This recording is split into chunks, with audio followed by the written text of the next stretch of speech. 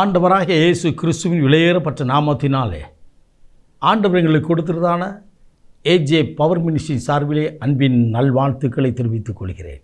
எனக்கு அருமையானவர்களே, இந்த அன்பின் வார்த்தைகள் மூலமாய் இந்த நாளிலே முகமுகமாய் காண்படியாய் செய்த தேவனை மனதார ஸ்தோத்தரிக்கிறேன். எனக்கு அருமையானவர்களே, எப்படி இருக்கின்றீர்கள்? இந்த நாள் இனிய நாளாய் ஆசீர்வாதி நாளாய் அமையப் போகிறது. ஆவியானவர் நமக்கு கொடுத்த ஆண்டவருடைய வார்த்தையை நாம் தியானிப்போமா? ஏசியா இறைவாக்கினரின் புத்தகம் 32 அதிகாரம் 15வது இறைவார்த்தை இவ்விதமாய் சொல்கிறது: எனக்கு அருமையானவர்களே, உன் வனாந்தரம் வயல்வெளியாய் மாறும்.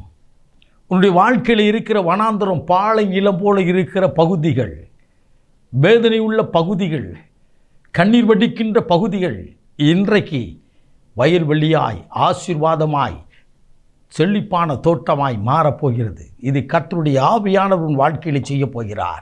இதை கேட்கிற, இதை கண்டு கொண்டிருக்கிற என் அன்பான தாயை, தகப்பனை, பிரியமான தம்பி, தங்கை, உன்னோடு கர்த்தருடைய ஆவியானவர் பேசுகிறார். கர்த்தருடைய ஆவியானவர் பேசுகிறார். அவர் பேசுகின்ற தெய்வம். அவர் வார்த்தையின் மூலமாய் உங்களோடு இடைப்படுகிறார். எனக்கு அருமையானவர்களே, உங்கள் வாழ்க்கையில் இருக்கிற வனாந்தரம் மாறப்போகிறது. காரணம் என்ன? அது எப்படி மாறும்? எப்பொழுது மாறும்? வேதம் சொல்லுகிறது, அதே அதிகாரத்தில், உன்மீது உன்னதத்தின் இருக்கும் ஆவியானவர் உன்மேல் பொழியப்படும் பொழுது, ஊற்றப்படும் பொழுது உன் வாழ்க்கை மாறும் என்று வேதம் சொல்லுகிறது.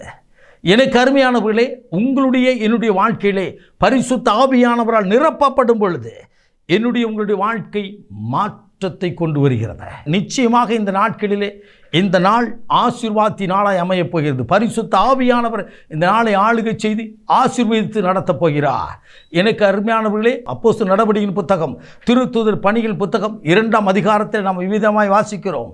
பெந்தைக்கோஸ்தே நாளில் வந்தபோது அந்த நாளிலே பரிசுத்த ஆவியானவர் ஊற்றப்பட்டார். உயிருக்கு பயந்து சீசர்களும் அப்போஸ்தலர்களும் இணைந்து ஜெபித்து கொண்டிருந்த போது அந்த அறைக்குள்ளாய் பரிசுத்த ஆவியானவர் ஊற்றப்பட்டார். அந்த ஆவியின் வல்லமை அவர்களை மூடினது. அவர்கள் வேறு மனிதனாய் மாறினார்கள் என்று வேதம் சொல்கிறது.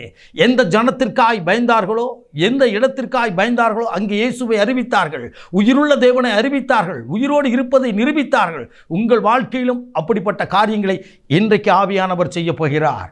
எனக்கு அருமையானவர்களே, பாண்டிச்சேரியிலிருந்து ஒரு அருமையான தம்பி ஊழியத்திற்கு வந்திருந்தார். அவர் 2 கண்ணும் தெரியாத பிறவி குருடன். ஆவியானவருடைய வார்த்தையை கேட்டு அவன் மனம் மாறி அவர் இயேசுவை ஏற்றுக்கொண்டு இன்றைக்கு ஒரு நற்செய்தி பணியாளனாய், ஊழியராய் தேசமெங்கும் கடந்து போகிறார். 2 கண்ணும் தெரியாதவன். அவர் இவ்விதமாய் சொன்னார்: அண்ணன், எனக்கு படிப்பறிவு கொஞ்சம்தான், ஆனால் 2 கண்களும் தெரியாது. ஆனால் ஆண்டவர் சமூகத்தில் காத்திருந்தேன். என் வாழ்க்கையை ஆண்டவர் மாற்றினார். ஆம், எனக்கு அருமையானவர். அவர் பிரசங்கத்தின் மூலமாய், அவருடைய பிரசங்கத்தில் பிரசன்னம் இருந்ததை நாங்கள் காண முடிந்தது.